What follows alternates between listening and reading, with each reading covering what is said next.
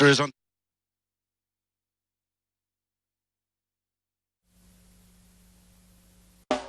This is the OTB Television Network, a service of Capital District Off-Track Betting.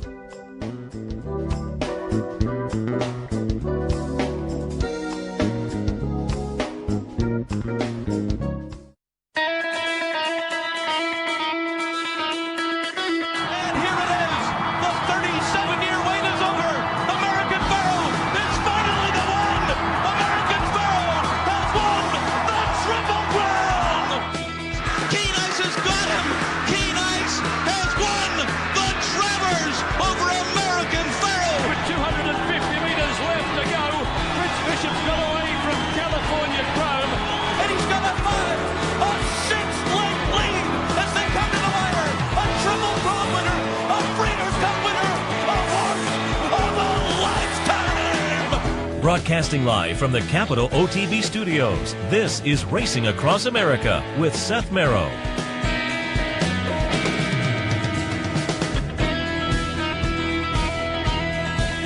Good morning. Welcome to Racing Across America on this Super Bowl Sunday morning. A big day, obviously, in the sports world in America, but we'll cover some of the racing aspects, going back and taking a look at a little bit of yesterday's action as well at Gulfstream. And speaking of Gulfstream, I want to thank them for their sponsorship. Gulfstream Park, champions start here. Also want to alert you on this big game day that you can come down to the Clubhouse Racebook and kind of kick the day off early before you settle in a little bit later on for some football. Today it's a double promotion day here at the Clubhouse Racebook, a knockout challenge, a match bet promotion. So if you want to kind of kick off your day with some horse racing action, no better place to do it than the Clubhouse Racebook, 711 Central Avenue in Albany. Also do want to give you a programming note. We are in Las Vegas next Friday, Saturday, and Sunday. Our second year out at the National Handicapping Championship. Some of the best players in the country, best players in the world, smartest guys as far as handicapping and wagering, and we'll get some interviews during the 3 days we're out there as we did last year. Follow some of the local folks. There's typically a little group of locals that made it through various contests during the year, and we will check in with those folks as well and more. It was a lot of fun last year when we were out there. Anticipate just as much fun this year. We're coming from Bally's, live from Las Vegas next Friday, Saturday, and Sunday, right here on Capital OTB TV. All right, as noted, we're going to do a little recap of some of the stakes action, a little handicapping as we normally do on a Sunday morning, and then towards the end of the program, some more stakes review. We'll have Mike Welch on with us from Daily Racing Forum. Of course, we talk to Mike pretty regularly when he's based up in Saratoga in the summertime, but his home base the rest of the year down in Florida. So he was at Gulfstream yesterday doing write-ups on some of the stakes for the Racing Forum. You can check out his work, obviously, drf.com, but we'll get some of his thoughts on the stakes action yesterday down at Gulfstream. We'll talk a little bit about that at the top of the show as well, because certainly the performance of Tiz the Law, very, very impressive. So that's coming up on today's edition of Racing Across America. And why don't we jump right in? We'll talk obviously about this race also with Mike, but I couldn't ignore the top of the show, the Holy Bull. We talked with Jack Knowlton yesterday on Racing Across America. Jack, the managing partner of Saratoga Stable, who own Tiz the Law. And it's funny, I was out in the front side of the race book after I got done yesterday. Went out and watched the Holy Bull, and some folks were kind of saying, I wonder if Jack thought Lightning would strike twice like this. At the level he plays, you wind up with a funny side, and you might think, I don't know whether we'll get to that level of the game again, but they clearly have with Tiz the Law. When we play the replay, we will watch the entire race. I'll tell you a couple of things. Watch the break, because as we talked about with Jack yesterday, the horse, a little trouble at the start, at least the last couple of races, so they've been working on the gate with the horse. Wow, that problem solved. He kind of beats the gate. But then watch, it seems clearly like, and we'll talk with Mike Welch about it, because his follow-up articles seem to indicate that from Barclay Tagg. They want it to be on the outside. So the horse beats the gate, but Manny doesn't go immediately to the rail. He kind of stays out in the 3-path as they go to the first turn, and then he has no choice but to kind of settle in and go over. But keep your eyes on Manny Franco on the backstretch as he puts the brakes on at one point and clearly wants to get outside. He stops the horse, lets a couple others go by him, and then pulls to the outside and goes from there. So we'll watch the race from the break here. And again, Tiz the Law is going to be the number 3 horse, and it's just going to be an incredibly good break. Boom, he's there. Now all options are his. What does he do? And normally you would go over to the rail. You can see he's out in about the 3 or the 4 path here. I think hoping somebody comes up inside. They don't, and at that point he's kind of forced to settle in and go down. So now he has a horse in front of him, a couple of horses outside of him, and again we'll talk to Mike Welch, but it seemed like Barclay Tagg, the instructions were kind of get to the outside with the horse. And so at this point, Manny says, "Ooh, I'll put the brakes on here," and pulls back about 2 or 3 lengths, finds an opening, and then pulls to the outside. And that just adds to the performance here, because you are effectively stopping the horse's forward momentum when you put your feet in the dashboard like that and kind of make him come back a few lengths. Then he pulls to the outside, kind of relaxes a little bit, and then Manny says go. And right about here you're feeling like, oh, this could be a nice performance, but you just never know until they hit the top of the stretch and kind of go eyeball to eyeball with the competition. The 4 horses, ATA Indian, the horse that I had right underneath and was coming out of a nice optional claiming win last time down at Gulfstream. So this was a nice horse. And here Tiz the Law goes by, and now it's just a question of what's going to happen in the stretch. And is he going to pull away nicely? He ducks in a little bit there. That was maybe a little bit of a concern, but then that was when he changed leads. When he straightens out, boom, chart margin winds up to be 3 lengths. But from second to third, over 11 lengths. Toledo runs third, the Chad Brown trainee. Relentless Dancer runs fourth, the Mike Maker horse that was coming out of a stakes win down at Delta Downs. Mayberry Deputy ran fifth, a horse that coming out of a maiden breaker last time for Ken McPeak was attracting a little bit of attention from people too. Little modest buzz, went off at 20-1, but attracted some buzz. We talked about it on the show yesterday. But Tiz the Law, just wow. I mean, he looked fabulous under Manny Franco there. And we'll check in, as I say, with Mike Welch and get some of the comments he got from the team after the race. But you would think, I mean, it seems undeniable that he zooms to the top of most people's Derby lists at this point with that performance, which kind of, redemption after the little bit of a disappointment in the Kentucky Jockey Club. I said after that race, though, going back to the race at Churchill, first time around 2 turns, sloppy track, ran into some traffic.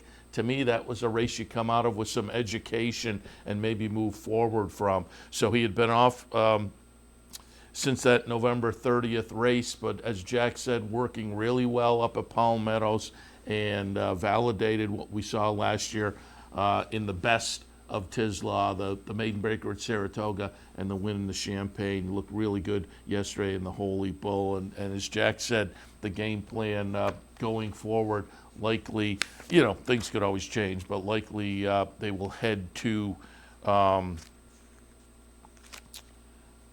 Fairgrounds for the Louisiana Derby, which this year is 1 mile and 3/16, which in and of itself becomes pretty interesting to see. Horses, I'm going to be interested to see what they do coming out of that, because you get the 1 mile and 3/16, all of a sudden that question mark about the 1 mile and 1/8 is a little less of a question when you're going that 1 mile and 3/16 distance. So it'll be interesting to see if that's the game plan they still choose. And as I say, watching horses this year coming out of that Louisiana Derby. All right, let's take a look at when we have Mike on later, we'll take a look at the Swale and the Forward Gal. They were also interesting on the card yesterday at Gulfstream, but I wanted to hit on a couple others that we won't talk about necessarily with him. The Dania Beach, again, that subdivision of 3-year-olds on the turf that I really like so much. This one, it was a tough pull for me to come up with the winner here. We'll watch the stretch run. It's number 4, Field Pass, getting up over the horse that led most of the way. Number 10, Gets Smokin'. Number 2, South Bend. South Bend was a horse that I thought was live, had in the mix. I used number 3, Homeland. Homeland just got all bottled up and never really had anywhere to go at 8-5.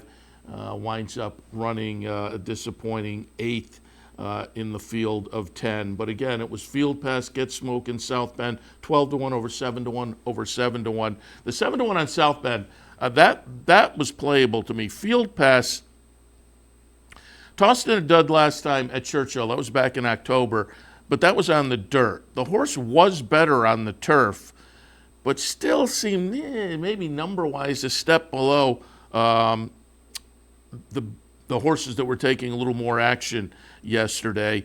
That said, you know, there was the 2-year-old to 3-year-old layoff, so there was the opportunity to come back perhaps with a little bit of a better performance in the 3-year-old debut. That's the way it worked out. Paco Lopez on board, got the horse in gear, and at $26.60 gets it done. Get Smokin'. Get Smokin' to me was a little bit interesting. Came out of a front-running second-place finish in the Kitten's Joy, led most of the way and just got caught late.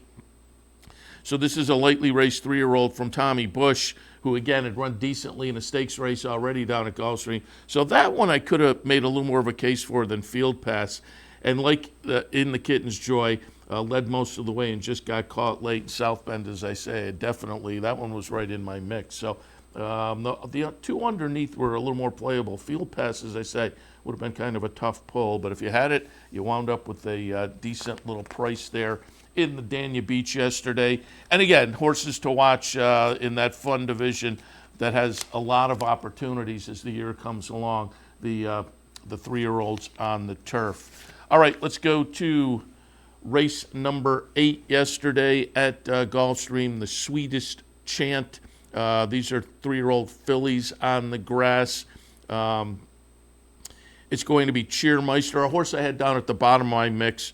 Cheermeister, and when I talked yesterday on OTB Live, I said this horse had tossed in kind of a clunker in the preview start, the Ginger Brew, but it kind of had been up near a blistering pace. It wasn't going to be the same kind of pace on Saturday, and sure enough, this one goes out in a much more reasonable pace, takes him all the way around. Number 6, Michelin runs second. Ivetsu, the 9, runs third. I like She's My Type. She's My Type winds up 5th in the field of 7.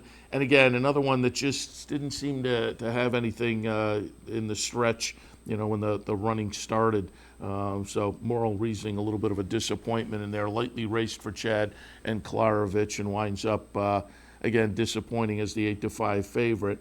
But Cheermeister, again, one I had at the bottom of my mix, given that the pace scenario looked like it was going to be a little more reasonable on Saturday, and in fact was. That one took them all the way around, $17.20. Michelin is a horse that I didn't use, but I could have. Came out of an optional claiming win over at Tampa in the race before for Mike Stidham.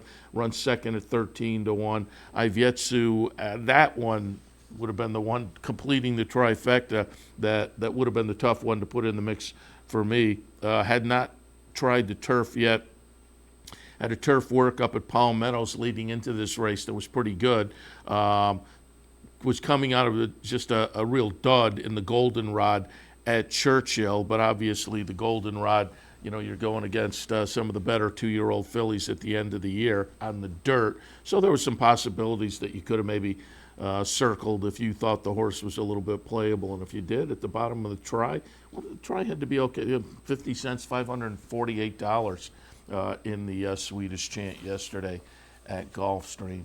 So again, 3-year-old fillies, 3-year-old boys on the turf at Gulfstream yesterday in those subdivisions. The 3-year-old boys, particularly, that I enjoyed during the year. We will see if I can predict better during the year in those 3-year-old turf races. But plenty of opportunities come up all year long.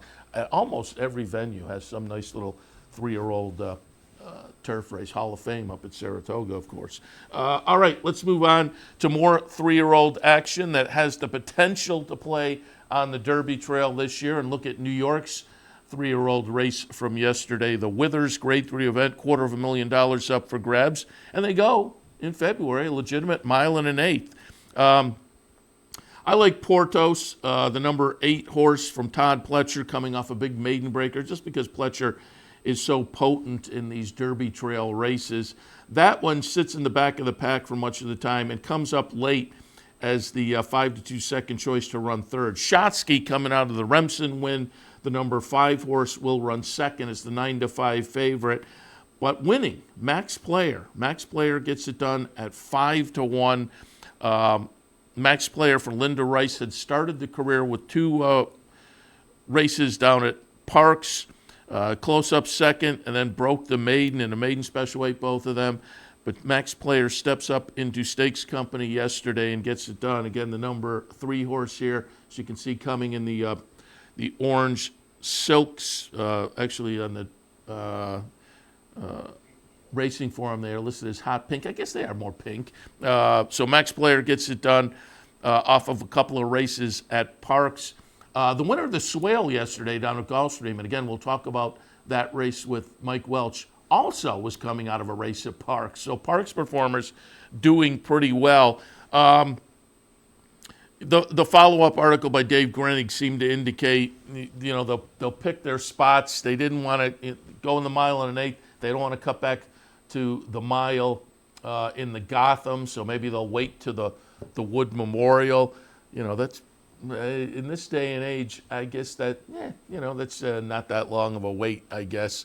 But that seems like the game plan. But that it seemed like they were open to if something comes up, and we'll see how the horse is doing.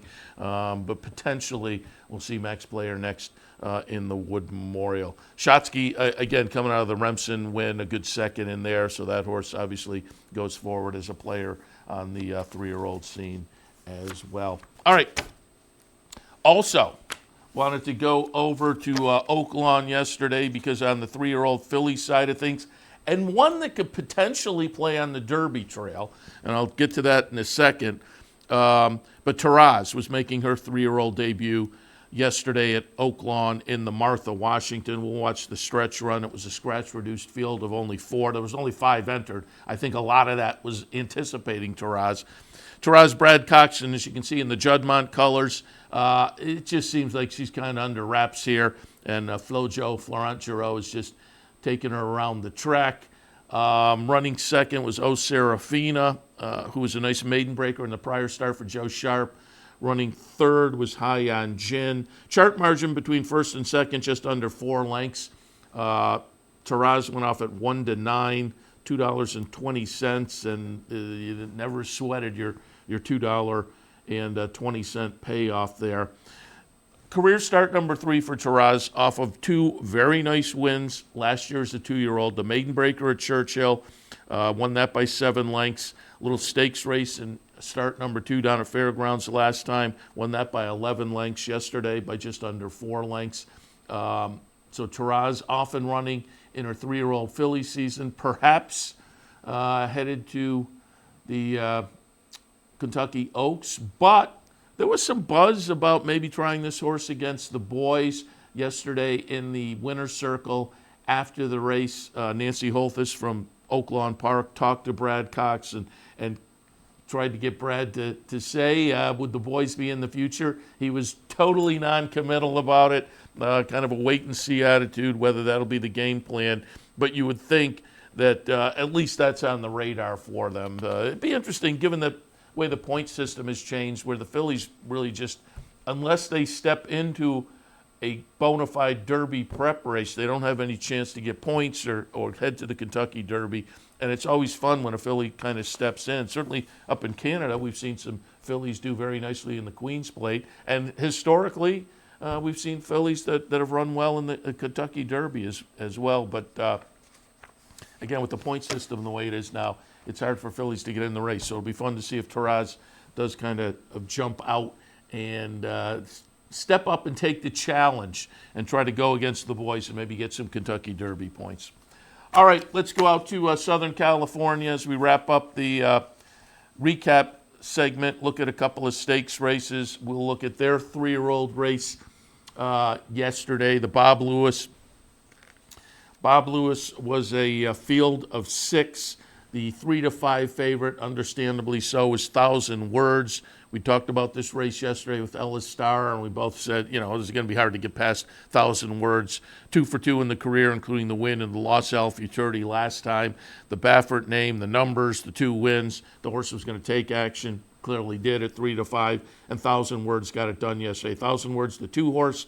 Chart margin of 3/4 of a length over Royal Act, the 4. High Velocity, the number 5, runs third. High Velocity was the other Baffert runner and wound up to be the second choice at 5-2. Royal Act, the horse that ran second, was 18-1 in here for Peter Urton, lightly raced and had the potential to move forward. But you can see a nice win for 1,000 Words. So Baffert, another 3-year-old on the Derby Trail potentially.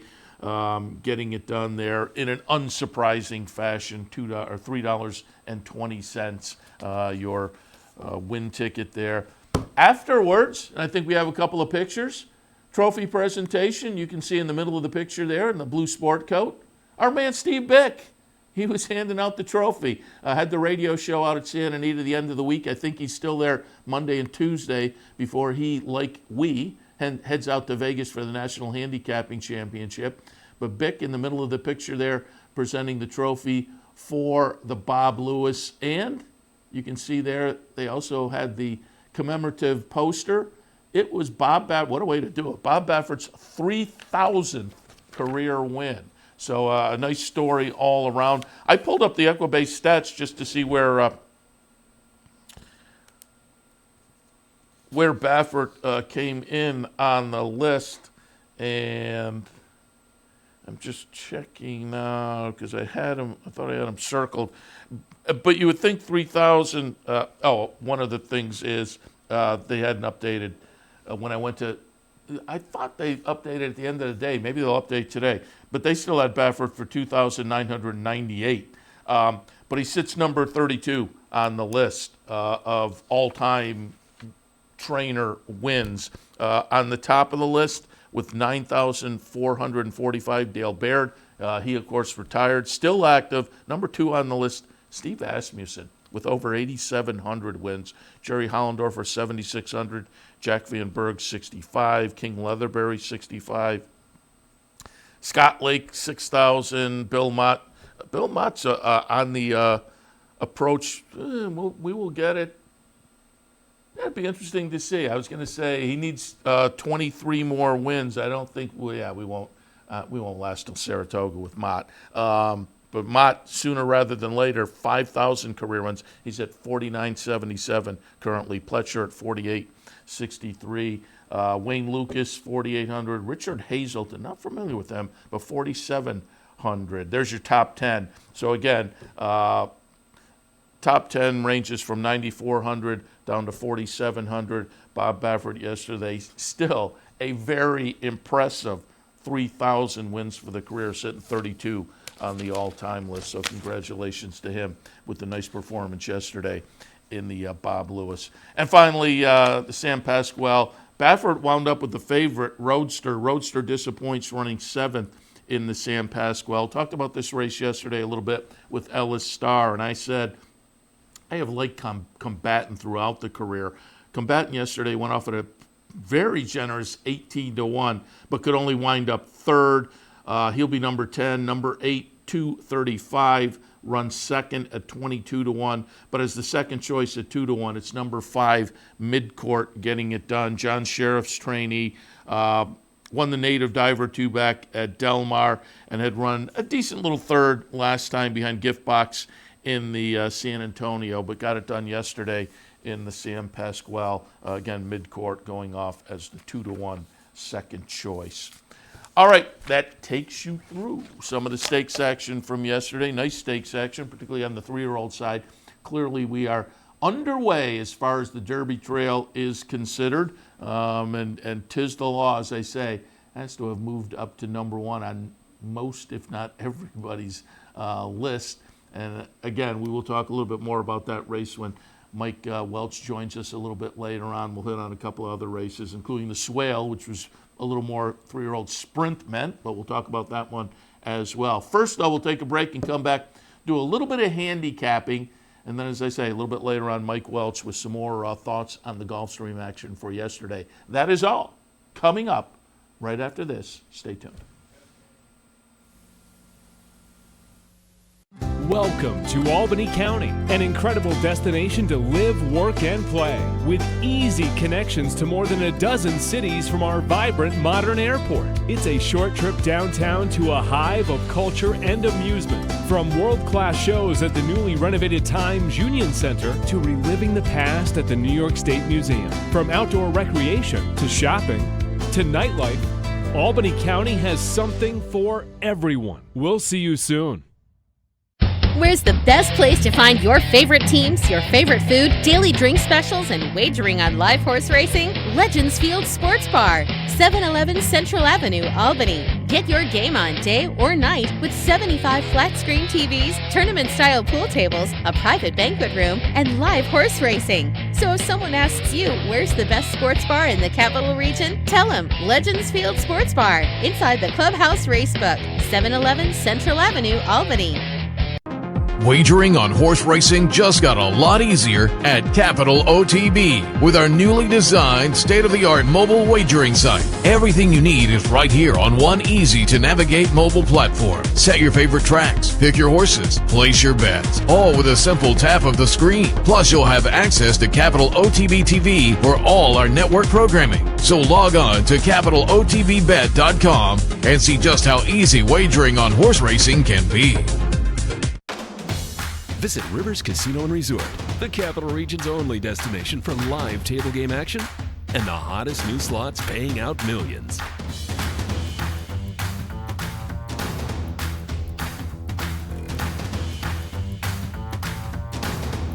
And they're off. Horse betting is now at Rivers Casino and Resort with Capital Off-Track betting terminals and live tellers located just off the gaming floor at Van Slicks. Get in on all the action at Rivers Casino and Resort.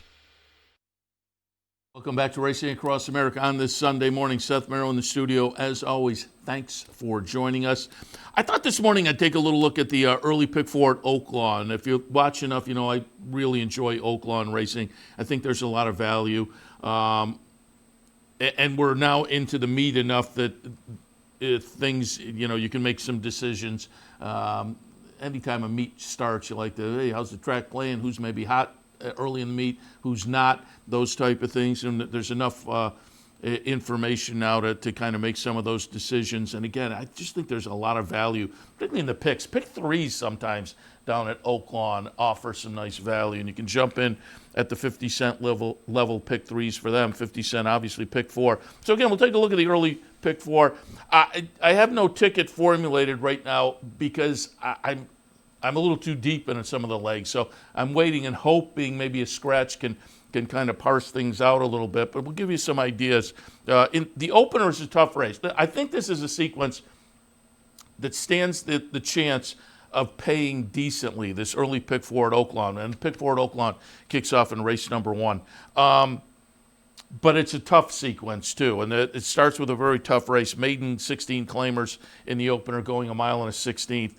I'm going to use the 10-4 and the 2 probably, and not with a huge comfort level, but again, just to keep the ticket manageable, I'm probably going to stick there, see if I can get through the first leg with that. Moose Got Even has been racing most recently, and that means the end of November at Churchill, has been up in Kentucky, Churchill and Keeneland. Does have a come from the cloud style, and you're always up against it a little bit, but I'll tell you what, at OAKLAWN, I always want that horse that's making the move on the turn. The horse that's sitting fourth or fifth seems to have a little momentum on the turn. It seems like they turn into the stretch. And not always, but more often than not, that horse is in the mix as they get to about the eighth pole and stands a chance of going right by. So, you know, you're always up against it with the come from the cloud style. But I think at OAKLAWN, maybe it's a little more potent.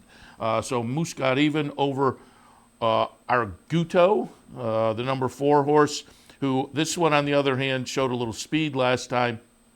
Typically doesn't, though, and given the fractions last time, I think just kind of fell into the lead. So I think this is one that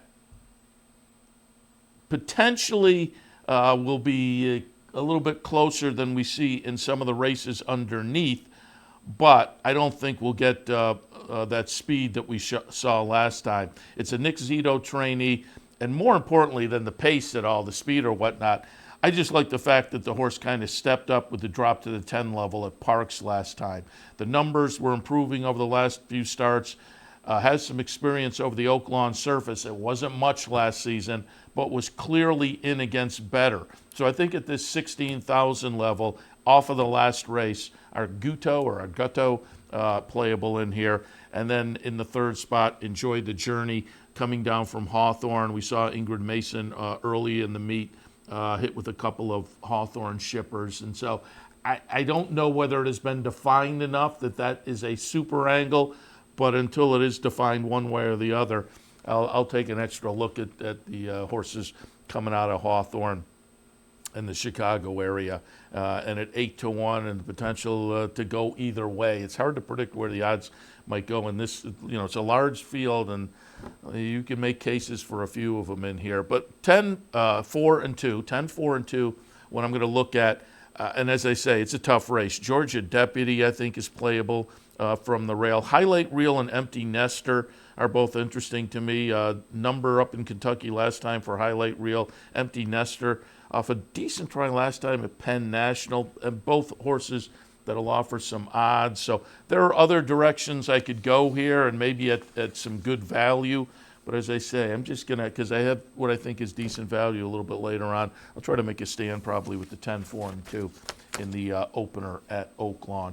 Race number 2 at OAKLAWN is a 35-40 claimer, 3/4 of a mile, 5-4-3-2. And as I say, I'll take a look at scratches a little bit later on, decide where and if we'll pare down necessarily. But My Boy Lollipop in the second race, and this may be one where you do pare down, because this one may just have the edge. But I wasn't convinced of that, because the career debut was for a 15 tag down at Fairgrounds. Now it goes for a 40 tag.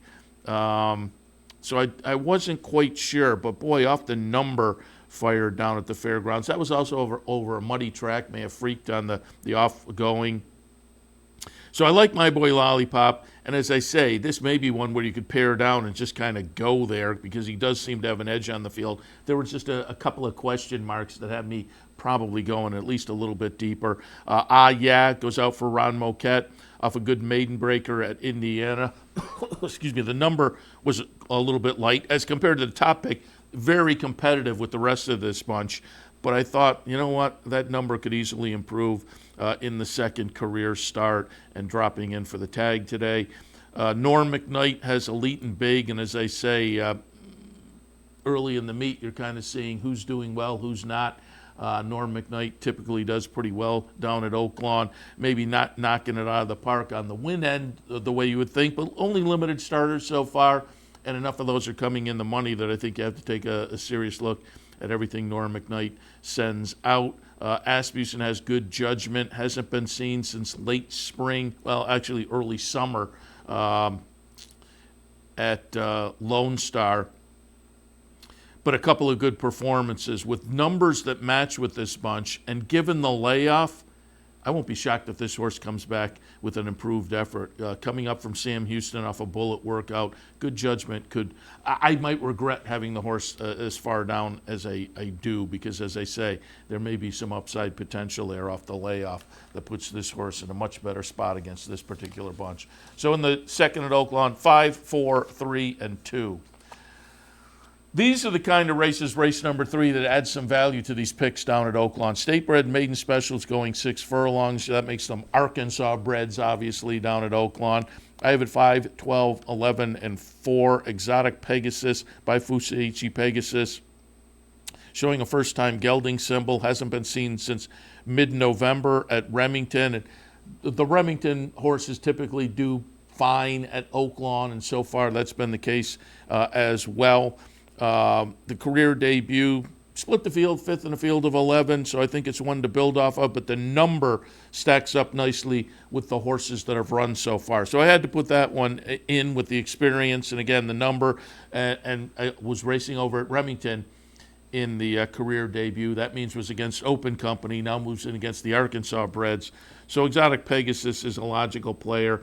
And then, you can suss out a little bit on the breeding and find there are Arkansas sire lists out there, and which sires maybe, because most of us aren't going to know who is, like in New York, Central Banker is one you look at on the New York bred side of things. Well, there are certain sires that are a little bit more potent with Arkansas breds as well. Laurie's Rocket is in that category, and Amazing Destiny in that category as well. So Radicator and Amazing Wisdom, the 12 and the 11, maybe a little bit of breeding attract my attention. Amazing Destiny, the sire, both the 13 and the 14. Should they get in off the AE list? Probably have to take a little look there too. Moonshine Moment, another one of those coming down from Hawthorne that I just had to include in the mix at 20-1. Wayne Catalano and his son-in-law Channing Hill team up here. Well beaten up against Open Company in Chicago. But as I say, those Hawthorne shippers, that one could be interesting at a little bit of a price, so I'll probably have to toss that one in some fashion. Third at OAKLAWN, 5, 12, 11, and 4.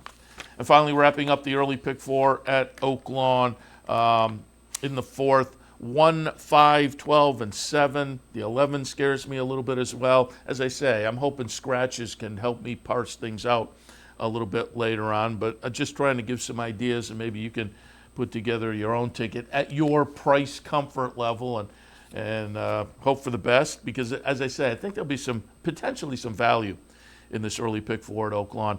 I have, again, 1, 5, 12, and 7 with the 11 just sitting outside of the mix. Spyra Gyra coming out of a nice win last time up at Turfway, claimed out of that race. Trainer does okay off the claim. I think it's going to fit nicely with this group. Violent Ridge, it's Robertina Diodoro, first time in his barn, was last seen in Southern California, maybe more importantly, last seen in December of 2018. So well over a year on the sidelines. That's the question mark. But Diodoro doing well at the meet, does very well first time in his barn, and comes back for a reduced level. So I couldn't leave that one out. Third spot, we will go out to number 12, Darren's Fortune. Nice win last time up at Woodbine, trained by Norm McKnight. And again, Norm typically does well at the meet. Had to put that one in. And in the fourth spot, Calculating King. Close-up second place finish down at Sam Houston last time against maybe a little bit better price-wise. Was running against similar at Remington prior. And just seems to be number-wise in good form over the past few starts, and in a form number-wise that stacks up with this group. So that's one that potentially I can kind of leave out. I would, before I parse down to those top three, though, I'd take another look maybe at the Asmussen horse front page, as I say, the 11, because it's Asmussen, scares me a little bit. But potentially, I suppose I could pare down to the top three in here, but I'll take a closer look later when I actually put the ticket together. Fourth race at OAKLAWN, 1, 5, 12, and 7. All right, we'll take a break. As promised earlier, we will be joined momentarily by Mike Welch from the Daily Racing Forum. We'll get some of his thoughts on the Gulfstream action from yesterday. Stay tuned.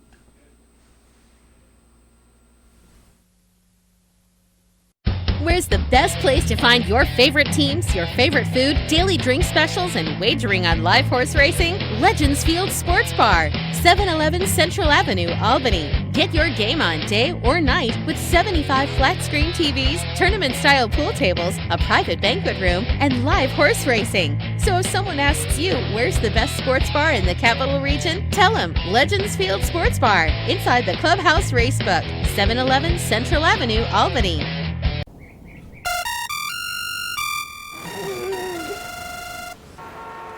Come on! I want sales reports on my desk by Monday. Whoops. My bad. Love racing? RTN brings you every live simulcast on your home television, plus live video streaming and race replays on your PC and mobile devices. To order, visit rtn.tv. RTN, a breed apart. Here in upstate New York, no one provides bettors with more wagering options than Capital OTB. Our network of branch and easy bet locations stretches from the mid-Hudson Valley all the way to the Canadian border and west to central New York. So whether you need to place a bet, fund your Capital Bets account, or watch the next big race, all the action is just around the corner. A full list of our branch and easy bet locations can be found online at capitalotb.com. Capital OTB, the better and most convenient choice for wagering in upstate New York. Be joined now by Mike Welch. Of course, we check in with Mike a lot up at Saratoga when he's based up there in the summertime, but his wintertime home base, Gulfstream Park, and after yesterday's stakes action, I thought we'd check in. Mike, good morning. Good morning, guys. Happy to have you on board to talk a little bit about yesterday. Before we talk yesterday, I'd love to get a first-hand account last week. Mandatory pay on Sunday in the Rainbow Six. But on Pegasus Day, I was amazed. I mean, Spooky Channel, yes, a big price. Zulu Alpha, I thought, paid more than maybe the talent level should have. So, again, there were a couple of prices in the mix. But I'm just wondering what the buzz was as we went into the Pegasus, the last leg of the Rainbow, and 5 of the 10 horses would have paid the whole thing the day before the mandatory. Well, we've seen that happen here about 3 times in the past. Remember the famous Borislaw hit the day before of a huge one a few years ago. When the card came out, looking at the fields, I said to somebody, this is ripe to go. You had 12-horse fields, wide open races.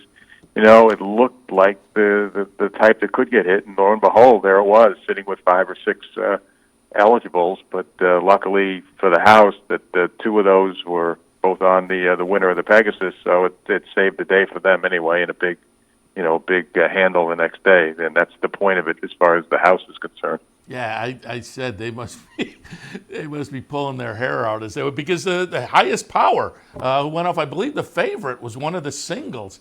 And yes, he was. They were lucky. There were 2 on Mucho Gusto. It certainly could have just as well been Mucho Gusto that had been a single. So it turned out well for them. Yeah, just incredible. And just before we move on, what were your impressions of Mucho Gusto? I didn't know what to do with him off the 3-year-old season, but clearly Baffert had him ready and looks to be a player in the handicap division this year. Yeah, he wasn't going to run him here, and he said he liked the way he was training. So at the last minute, he made the decision to come, and then he wound up getting IRAD. Great decision by his agent, Stevie Rushing. He had, took off of the horse that ultimately scratched, so spun the run, and then wound up with the livest of all the mounts. So a good deal all around for Bob, and I guess he's headed now to Saudi for trying to go for $20 million after getting the $3 million one here. Jeez, incredible. All right, let's go to yesterday. Top of the show, I talked a little bit about the Holy Bull just because I couldn't wait to your visit, but I want to get your thoughts as well. I said after the Kentucky Jockey Club, I was still on the bandwagon because I thought first time around 2 turns, a sloppy track, some traffic trouble. I thought he'd come out of that with an education. And we talked to Jack Knowlton yesterday, and he talked about the horse was working well up at Palmettos. The horse had maybe some gait issues, and he said they'd been working on that. Well, gait issues solved. We'll pick it up and watch the replay here. He almost beats the gate. He gets out, and then you have to figure, boy, I wonder if the instructions were not to get caught inside, because Manny Franco goes into the turn after having broken so well, 3 or 4 wide, and he clearly wants somebody to come up inside. They don't, so he winds up on the rail. And then on the beginning of the backstretch, puts the brakes on, goes backwards a little bit so he can get outside, and from there just kind of cruises home. I thought it was a really impressive 3-year-old debut. What were your impressions of Tislaw in the Holy Bull yesterday?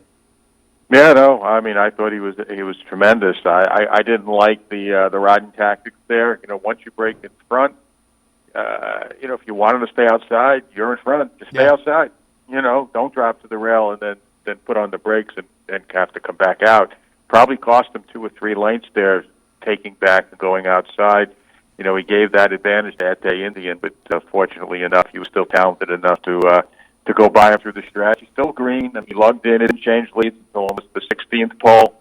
So it was a good effort all around. The buyer number's not out yet. I'm guessing it's going to be somewhere around 100. little under 100, a little over 100. If they don't fool around with the number too much.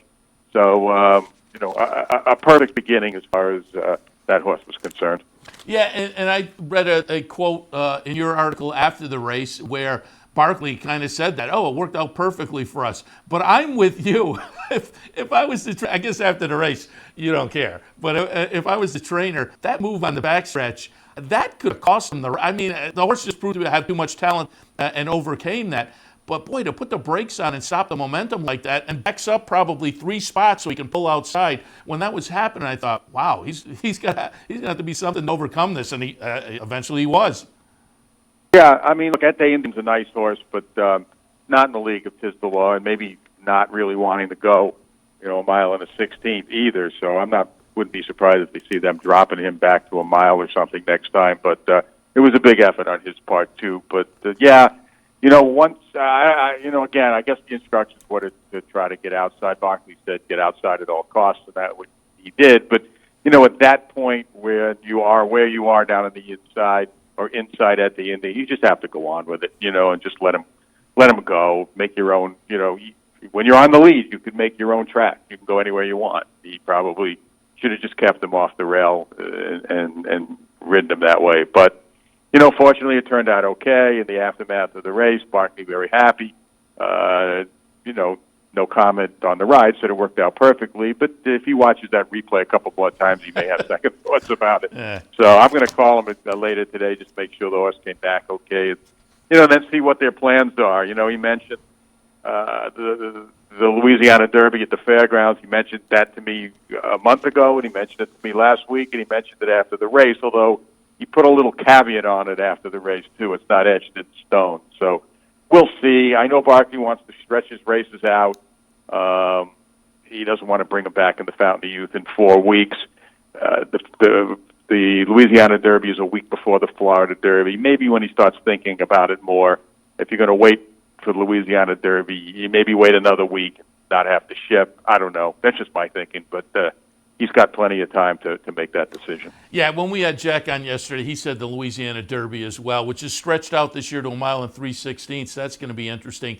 But it was also... Well, that might be one reason they're thinking about it, that the progression, a mile and 3/16 and go into the Derby at a mile and a quarter. But, this race was only a mile and a 16th yesterday, so you're going from a mile and a 16th all the way to a mile and 3/16. I don't know. I just would seem to make maybe more sense to go to a mile and an eighth and then up there. But, Barkley's been there, done that. So yeah, and he's won the Derby. So whatever decision he makes, I know, funny side, he ran in the Louisiana Derby as a prep, and it worked out fine. So that may be the thinking right now here.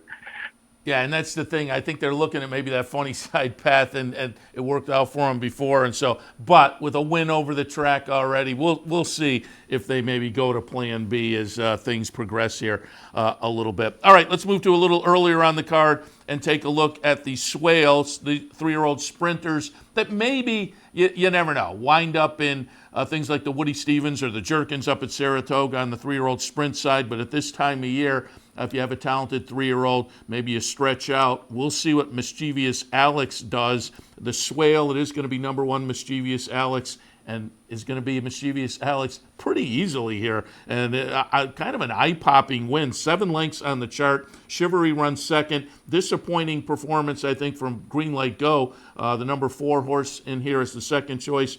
Runs third. Untitled, even more disappointing, runs fourth. The Mark Casse runner off the big win in the career debut and the barn change and the ownership change. So Green Light Go, Untitled, a little bit disappointing. But coming out of the win in the Parks Juvenile, Mischievous Alex, man, that was impressive. Yeah, no, he was very impressive. And the Parks Juvenile was a big race, too. I mean, huge figure. Blinkers on first time. Obviously, the blinkers made a big difference.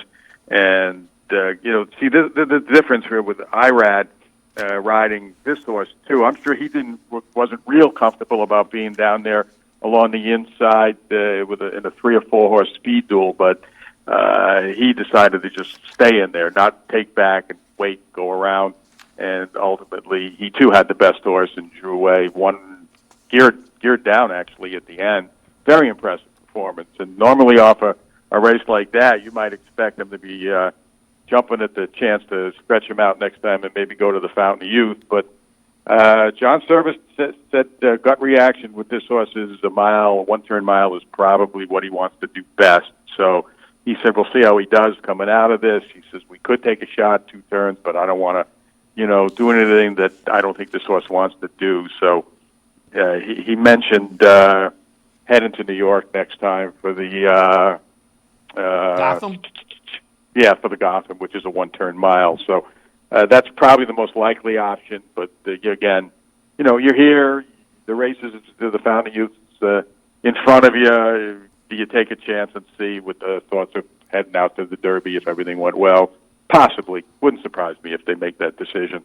One horse they will be meeting, though, if they do that, will be Dennis's Moment, who's been sitting, laying back, waiting to make his debut in the Fountain of Youth. Worked this morning, and he was pretty good. His best work I've seen from him yet here.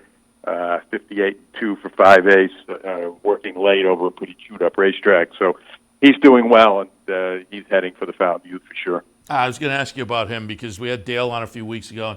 And he, at that point, I think, put in a couple of works. Seems like working pretty steadily every weekend. So he'll be interesting to watch going forward. Yeah, he's made a good progression, too. I wasn't crazy about him the first couple of works here. But as his works have gotten longer and he's gotten fitter, he's gotten better. And like I said, today was easily the best one from him yet. All right, let's go, and I want to take a look a little bit earlier on the card. I know your colleague Marty McGee did the follow-up in the racing form, but the Forward Gal just wanted some thoughts on the performance because on the 3-year-old filly side, toneless shape looked great on the 2020 debut for Safi Joseph. I had Safi Joseph on a few weeks ago. We talked a little bit about this horse, and he said they would point for the Forward Gal. They did. 30 cents to the dollar. She wins by 3 3/4 lengths. She'll be the number 6 horse here. Again, on the 3-year-old filly side, she was very impressive in her 3-year-old filly debut. Well, she won easily, but I was not really impressed with her. Okay. Her works have not been as good leading up to the race, and the time was very slow. She won 124 and almost 4. And then you compare that to the Colt side of it, the Mischievous Alex horse went 122 and 4. 2-second difference. Be interesting to see what the Buyer boys do with that number. I'm going to guess Mischievous Alex is going to get somewhere in the high 90s. Tonalist should probably get somewhere in the high 60s, but may get a little better than that. But she did it. She won. She's 4 for 4, and she's going to move on to the Royal Delta in a mile next time. But I think she's going to have to step up her game if anybody ships in here. With some ability, I think that she could be vulnerable at that time. Yesterday, there was just really nobody behind her that ran at all. So, but like I said, until they beat her, you got to respect her. Yeah, interesting take, though. And before we let you go, like a couple of more opinions, because there were some 3-year-old races, as typically this time of year on big race cards, horses that maybe to watch going forward. Todd Pletcher had the $1 million horse Palm Springs that won in the second career start and just won in the second career start. Yeah, not real impressive. Not real impressive there. Between the two, Palm Springs and Edge of Fire, I was going to say that the more impressive, which Edge of Fire, first-time starter for Jimmy Jerkins, who won a little bit earlier on the card and looked pretty good in his career debut for Jerkins and Chiefswood. An Ontario bred, I suppose the Queen's Plate could be sitting out there, but I had talked with their manager, Rob Landry, when we were up at Woodbine last year. He said they were looking for some more dirt horses, so maybe Edge of Fire will be interesting to see where they go with that one. But what were your thoughts on the Jerkins firster? No, it was a good effort. I don't think the field was that stellar from the workout reports we had, and then the horses that are already run. There was really nobody in there that had shown all that much. And but look, he did what he had to do. He was loaded all the way around. You can see that he was probably going to win the race as they approached the quarter pole and went to the stretch. And all he had to do was get clear, and he kicked on and won it. So it's a good first start and a good foundation to build on down the road. And logically, you would think something like the Queen's Plate would be, in the future of this horse. But there's plenty of other stops in between. So will they want to try to see if he belongs on the Derby trail? That might be something they'll think about. Mike, before we let you go, obviously, again, talk to you plenty up at Saratoga. When you're up there, we always talk about the workout reports. But Gulfstream workout reports available at DRF as well, correct? Yes, yeah, we sell it on a daily basis. We sell it on a weekly basis, especially these Saturday, Sunday cards with all these made special weight races. Yesterday, for sure, we had a lot of good information in there on a lot of the races on the card, including the big races. So, yeah, we've had a good meet so far. The guys have all been doing well at Palm Beach Downs, Palm Meadows, and stuff out of here has been okay too. So, plenty of time left in the meet to jump on the bandwagon and make a few bucks with the workout report. Yeah, we always tout the workout report up at Saratoga. It's a great extra tool in the toolbox. Gives you something that maybe some of the other folks don't have, but you can do it down at Gulfstream as well. Check out the handicapping products at drf.com. Mike, as always, appreciate your time. Some thoughts on yesterday's big card, and we will talk again. Okay, guys. Thanks a lot. Mike Welch from the Daily Racing Forum. Again, some thoughts on that nice card yesterday at Gulfstream, some of the 3-year-old action. It had to probably, if you go back to the entire Tisdalaw, had to be the most impressive winner. Yeah, I mean, not just 3-year-olds, just all around the country watching some of the action. Tisdalaw was the one that's going to stand out. It's going to be interesting to see if some of those Derby lists do come out. Boy, doesn't he have to be at the top of everybody's list? But we will see as the lists come out. All right. I'm going to wrap things up. Before we do that, do want to remind you it's a double promotion day here at the Clubhouse Racebook. Kick off your Super Bowl Sunday action by watching some racing action here at the Clubhouse Racebook. Knockout Challenge Match Bet promotion right here this afternoon. Clubhouse Racebook, 711 Central Avenue in Albany. Again, the programming reminder that we are out in Vegas next Friday, Saturday, and Sunday. We want everybody tuning in for that. It'll be a lot of fun. We will, as we did last year, pull over some of the biggest players, some industry personalities, and we'll just have a lot of fun. Point out where some of our locals are performing as the weekend progresses, and hopefully, like last year, get some locals to the final table. That'll be fun, but we will talk to some of the biggest players in the game and get their insights into handicapping and wagering and whatnot. That all happens next Friday, Saturday, and Sunday, live from Bally's in Las Vegas, National Handicapping Championship, right here on Capital OTB TV with live cut-ins throughout the weekend. All right, we want to thank our friends at Gulfstream before we wrap up. Gulfstream Park champions start here. Appreciate their sponsorship of this program, some of the other programming and events here at Capital OTB. I am going to wrap it up for this edition of Racing Across America, another big Sunday edition. Next weekend, no Racing Across America proper here in the studio. We'll probably have a little something put together for you from out in Vegas, but we will be in Vegas, head out on Thursday. So, again, keep that in mind. We want you tuned in all weekend. And it's fun to see how the big guys progress through the weekend, through Friday, and then there's a cut on Saturday, and then there's the cut to the final table on Sunday, and it's fun to see how people progress and how the races play out, and a little bit of a long shot or a head scratcher comes through, and you look up at the leaderboard and who had that. As they get to the final table, the final 10, they post before the race what everybody has bet. And so at that point, you can watch and really kind of root along or root against. It's going to be a lot of fun again this weekend, this upcoming weekend, Friday, Saturday, and Sunday out in Vegas. So, again, I want to keep pounding that and remind you to jump on board and watch throughout the weekend.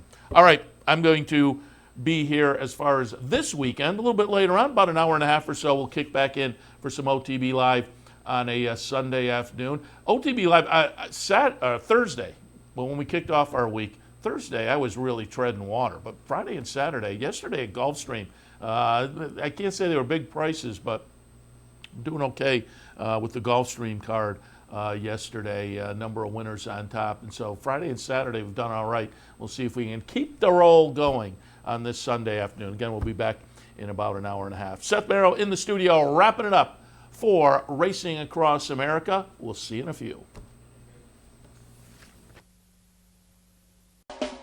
You're watching OTB TV, a service of Capital Off-Track Betting.